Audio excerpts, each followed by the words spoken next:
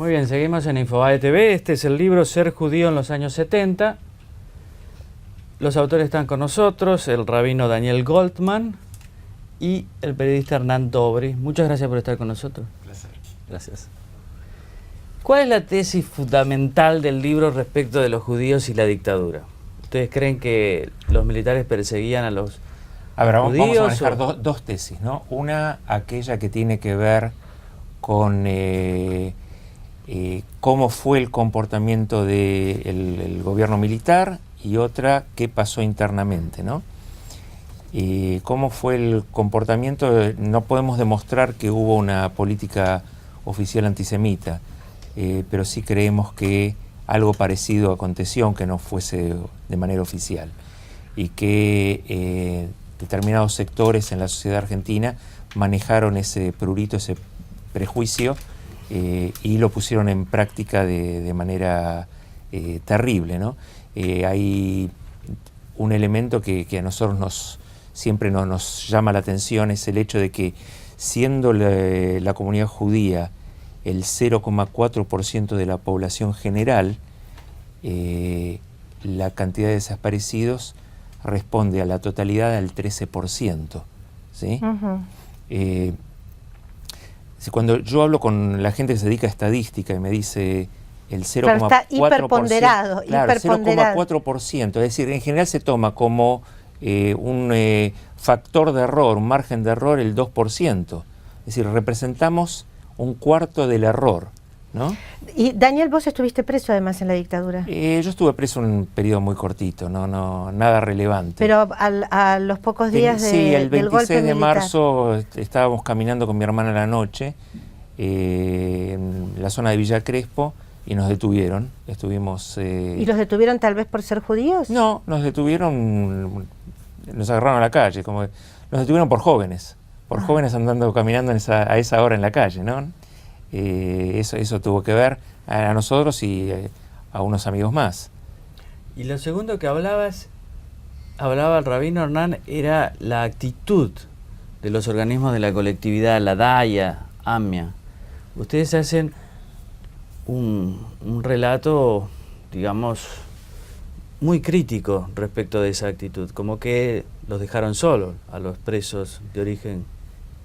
Lo que pasó, o sea, lo que nosotros remarcamos más que nada es la falta de asistencia. O sea, especialmente la falta de asistencia humana hacia alguien que está sufriendo. Especialmente los familiares que iban a pedir ayuda a los organismos de la comunidad. Especialmente la DAIA, porque en esa época la AMIA no tenía un rol político como el que tiene hoy en día y que tuvo después de los atentados. Ese es creo que el factor más importante. Los atendían los empleados que estaban en funciones ahí en la DAIA, y realmente los maltrataban. O sea, no solo no los contenían, sino que los maltrataban. Y ese es un punto que hasta el día de hoy los familiares siguen manteniendo con mucho dolor por lo que ocurrió en esa época. ¿Pero por qué los maltrataban? ¿Qué dicen ellos? Es difícil saber la razón por la que alguien maltrata al otro, pero entre las frases que recibían esto le ocurrió por no haberle dado educación sionista, esto si lo hubiera traído antes se lo hubiéramos sacado. O sea, situaciones de esas cuando uno va a pedir ayuda, cuando a alguien le secuestraron a un familiar y necesita una contención, alguien que mínimamente le dé un abrazo, porque no sé si hubieran podido rescatar a todos los desaparecidos judíos que hubo en esa época. Ninguna institución de la sociedad argentina pudo rescatar a los desaparecidos, si no estaríamos hablando de otra cosa muy diferente de lo que fue la dictadura con lo que realmente ocurrió. Pero sumado a eso, esa falta de contención fue muy fuerte. Y por el otro lado, es el silencio público sobre lo que estaba ocurriendo, especialmente cuando había denuncias de organismos de la comunidad judía en el exterior, sí, diciendo la realidad de lo que pasaba en Argentina. Desde las instituciones locales los mandaban a callarse, o sea, a guardar silencio para no interferir en lo que estaba ocurriendo en la Argentina. Ahí habrá que ver razones políticas y otras cuestiones, pero esas son las dos cosas que... De todos modos aparecen historias en el libro de verdaderos héroes civiles, ¿no? Podemos mencionar dos. el rabino Marshall Meyer y el periodista Hernán Schiller. Y creo que habría que sumarle uno más, es el rabino Roberto Graetz, que si bien estuvo un periodo más corto en Argentina porque él dejó el país en los años 80, fue a la par del rabino Marshall Meyer los dos religiosos que mayor labor cumplieron para ayudar a los familiares desaparecidos en esa época. Acá está la tapa justamente de Nueva Presencia, de la revista Nueva Presencia, cuando Adolfo Pérez Esquivel gana el Premio Nobel de la Paz y bueno, debe ser el único medio donde Adolfo Pérez Esquivel estuvo en tapa y está justamente Hernán Schiller y yo recuerdo la revista Time también, para Latinoamérica, que sacó en tapa a Pérez Esquivel en el momento en que recibió el Premio Nobel de la Paz. Bueno, Germán y el rabino Marshall Meyer. Pero aquí también vi en este libro, se lo comentaba al rabino fuera de aire, una foto que me pareció muy, muy curiosa, que es Menachem Begin, reunido aquí en la Argentina con las autoridades de la DAIA y de la AMIA en 1977. ¿Cómo fue esa reunión? ¿De qué se trató? ¿Qué pasó ahí? ¿Qué hacía Begin aquí? Ante la ausencia de información, la cosa se dramatiza, como siempre ocurre, ¿no?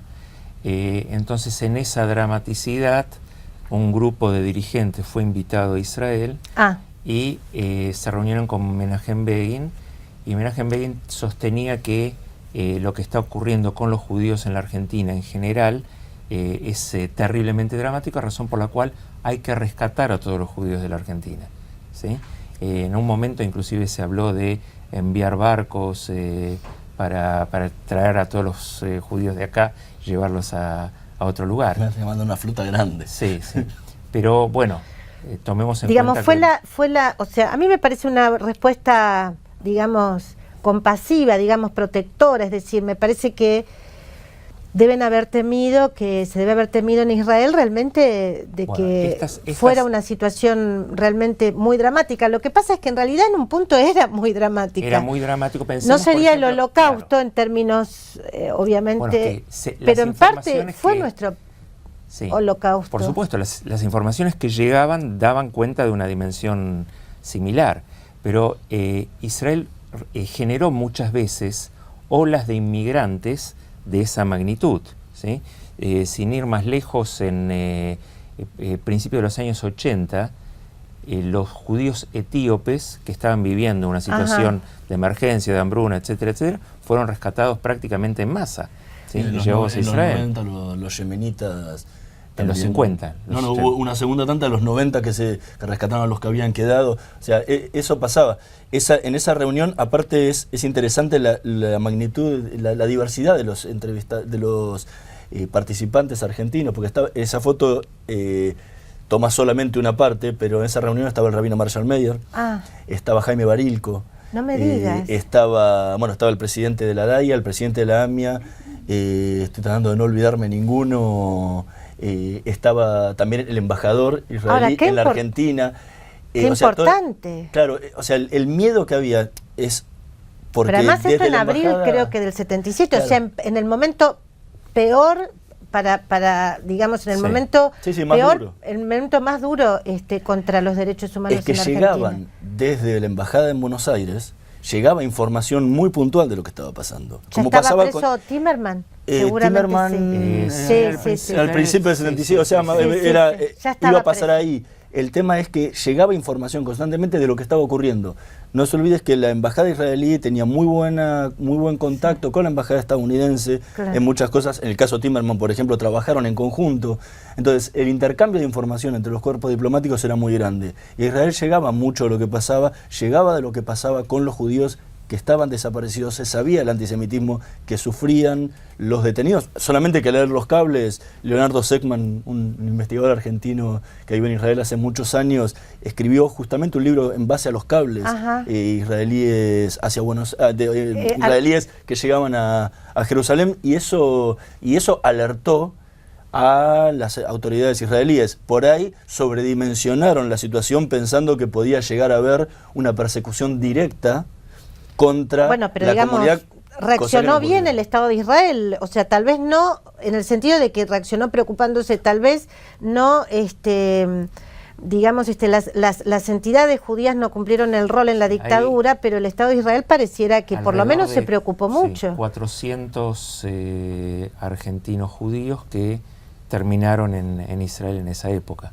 ¿Sí? Bueno, Israel implementó un plan de salvataje de gente tanto que corría el riesgo de desaparecer, como muchas veces presos a disposición del Poder Ejecutivo Nacional. No nos olvidemos que los cónsules israelíes fueron uno de los pocos extranjeros que pudieron acceder a las cárceles argentinas para dialogar y tratar de ayudar a rescatar a esa gente que corría el riesgo de transformarse en desaparecido. Y todo eso se realizó un plan de salvataje a través de Montevideo para poder sacarlos y llevarlos a Israel. Como dijo Daniel, cerca de 400 personas abandonaron el país de esa forma y salvaron sus vidas. Entonces, sí, y eso empezó a pasar desde el comienzo mismo de la dictadura. O sea, que ellos estaban enterados de lo que pasaba, ni estaban trabajando, solo que lo hacían en silencio. O sea, no eran denuncias públicas que salían en todos los diarios, sino que se trabajaba en silencio para tratar de salvar la mayor cantidad de vidas posibles, y fue realmente lo que ocurrió, porque fue uno de los países que mayor cantidad de gente logró sacar de la Argentina, pese al tamaño y al peso político internacional que puede llegar a tener Israel en comparación con las grandes potencias. Mirá qué Sí, interesante. de todos modos se contrasta mucho con la actitud de los dirigentes de la colectividad, Sí, ¿verdad? por supuesto. Mira, pero me parece que lo que hay que rescatar, y por ahí para ponerlo en presente, es que lo que nosotros sostenemos como una tercera tesis vinculada con la segunda, de lo interno, ¿no? Es que el trato a los familiares que hoy se les brinda, a los familiares de la AMIA, ¿sí?, que hoy se les brinda, no es muy diferente al que se les brindaba en la época de la dictadura, ¿no? Y el concepto, la idea de comunidad implica un lugar de cobijo, un lugar de contención, ¿sí?, un lugar de acompañamiento. En aquella época llegó a decirse, ¿sí?, en la época de la dictadura, que la comunidad judía no era un consultorio terapéutico, ¿no? Este tipo de cosas tan obscenas, ¿no?, que uno puede llegar a reflejar en gente que está doliente, en otra magnitud hoy se vuelve a repetir.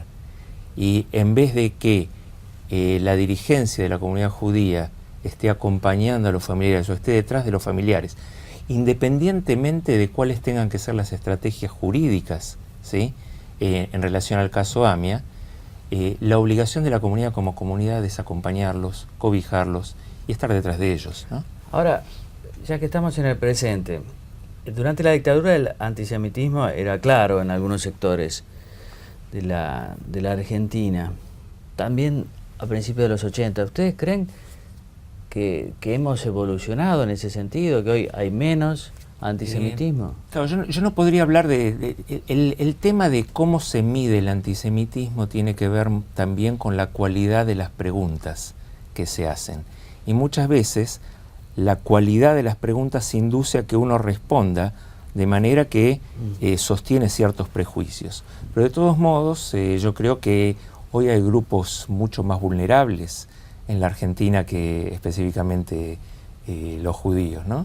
Yo diría los grupos de los países limítrofes en la Argentina, inclusive en el tema de las cuestiones sexuales en la Argentina. Esos grupos son mucho más vulnerables que el colectivo judío, ¿no? Ajá. Pero no hemos aprendido bastante, ¿o no?, a partir de la tragedia de la dictadura, respecto de lo mal que hacen esas actitudes prejuiciosas. Por supuesto. Cómo rápidamente se convierten en una violencia extrema respecto de otros seres humanos. Pero no podemos pensar que el ser humano se despoja absolutamente de prejuicios, porque su estructura, ¿sí?, cultural, psíquica, social, está construida en base a mitos. Y los mitos, cuando se abandonan, crean otros mitos, ¿no? Por lo tanto, se crean nuevos prejuicios.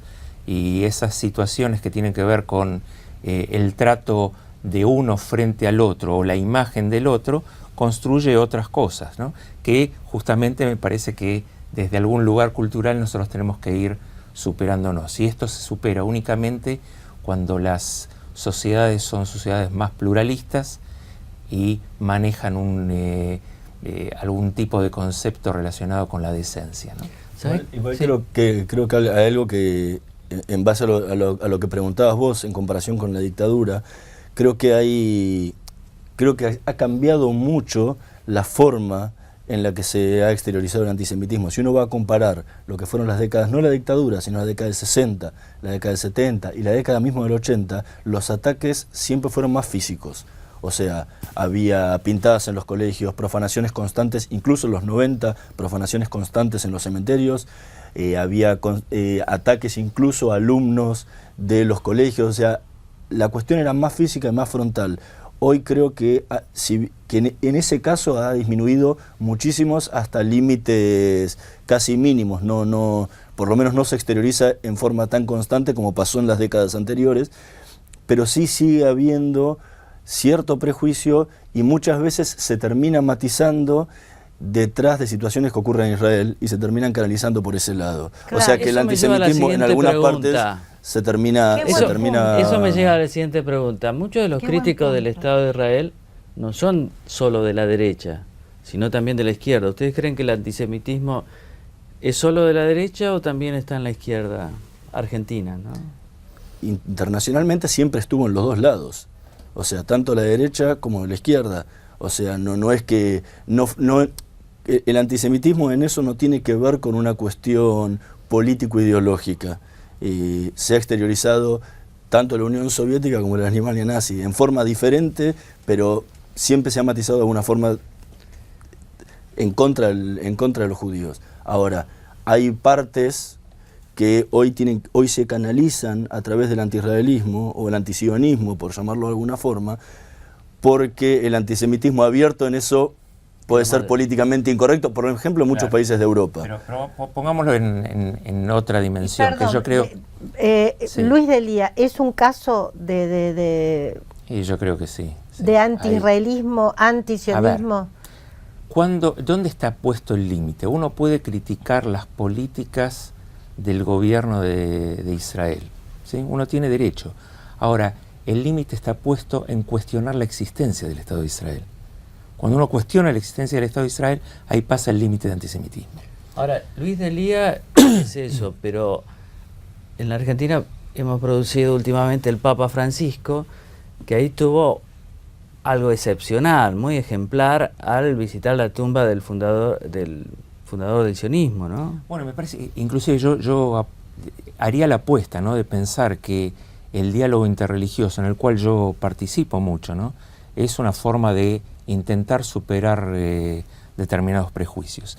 Que hoy podamos, con ciertas personas de la Iglesia Católica que son significativas y del centro islámico o dirigentes islámicos, tener una relación de amistad, inclusive de haber compartido un viaje hace poco tiempo atrás, o el Papa mismo abrazándose con un rabino y con un dirigente islámico, y que eso haya sido una figura muy fuerte, eso justamente baja una cantidad de prejuicios y ayuda a que comprendamos que los seres humanos tenemos muchas diferencias y podemos respetar nuestras diferencias y compartir nuestras coincidencias. El libro se llama Ser judío en los años 70. ¿Y qué es ser judío hoy en la Argentina, Hernán? Ser judío hoy en la Argentina es... O sea, no creo que sea algo diferente a ser argentino en toda su totalidad. No creo que haya una diferencia entre ser judío y ser argentino. Creo que en eso es básico. Pero en otra época sí lo era. Te enriquece bastante igual. O sea, ustedes tienen cosas que son enriquecedoras para la comunidad nacional, digamos, para todo. Sí, pero no vuelvo a lo mismo. Hoy ser judío y ser argentino es exactamente lo mismo, aunque cierto senador no crea que sea exactamente igual. Me acuerdo, esa frase la podés repetir si querés, porque es una frase... Bueno, sí, cuando habló del atentado a la AMIA, que dijo que habían muerto argentinos y argentinos judíos. O sea, eso es lo que quiero, claro. En eso es lo que quiero puntualizar. El judío no tiene una diferenciación hoy en día con el argentino, y no la tuvo nunca, pero creo que hoy es menos marcada esa cuestión de diferenciar qué es ser judío y qué es ser argentino. Es exactamente, Yo creo está que exactamente hay de todos modos arraigado. valores que enriquecen, digamos, Sí, que los yo tienen creo que ustedes, aparte de la todos cultura. Todos los grupos en un país en donde hay un mosaico de identidades entregan parte de su identidad para compartirla con los otros, y este país que ha tenido una gran inmigración ha permitido de algún modo esta forma de encuentro. Y hoy tenemos que hablar de la idea de multiculturalidad, ¿no? En donde uno no puede decir hasta acá termina mi identidad judía y comienza otra identidad. Somos individuos que tenemos muchas identidades, desde nuestra fe, desde nuestra pertenencia, desde nuestras profesiones, de nuestros hábitos, de nuestras elecciones. Así que me parece que desde ahí uno tiene que hablar en otros lenguajes, ¿no?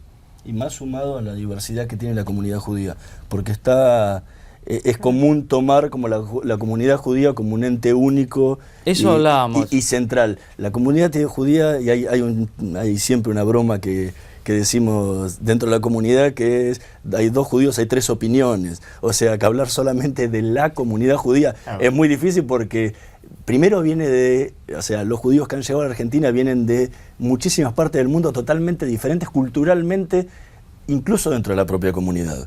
Entonces eso hace que la cantidad de aportes a la sociedad argentina hayan sido muchísimos, de la misma forma que lo ha hecho la inmigración en general Sí, claro. a la Argentina. Usted es de Betel, ¿verdad? Sí, hay una definición de comunidad que tomamos, que es la más usual, de común unidad, tenemos cosas en común. Hay un filósofo italiano que se llama Roberto Espósito, que él desarrolló otra idea que me parece muy interesante, que dice: la idea de comunidad proviene de la palabra munus. Munus quiere decir debate, ¿sí? Es decir, ¿qué es una comunidad? Un espacio que debate sobre su propia identidad y sobre lo que acontece alrededor de sí. Si no hay debate, no hay comunidad. Y la comunidad judía tiene mucho de eso, ¿no? De ese debate, de ese sentido de juntarnos alrededor de un texto y debatirlo. Y el texto puede ser aquel contexto que nos toca vivir, o el texto puede ser simplemente un libro que proviene de nuestras fuentes y que refleja nuestra propia realidad. Muy bien, muchas gracias. Muy Me enriquecedor. dicen que el rabino ejerce una gran capacidad de liderazgo, creo que lo ha demostrado aquí en la esta comunidad nota. Bueno, muchas gracias. La comunidad suya es Betel. Betel, la comunidad de Betel, que es la mayor comunidad liberal religiosa de América Latina. Muy bien. Muchas gracias por haber estado con nosotros. Gracias. Le vamos a pedir, rabino, a Hernán Dobry que nos acompañe en el próximo bloque para hablar del tema del momento, que es la puja, la disputa con los llamados fondos buitres. Pero vamos a una pausa y volvemos enseguida.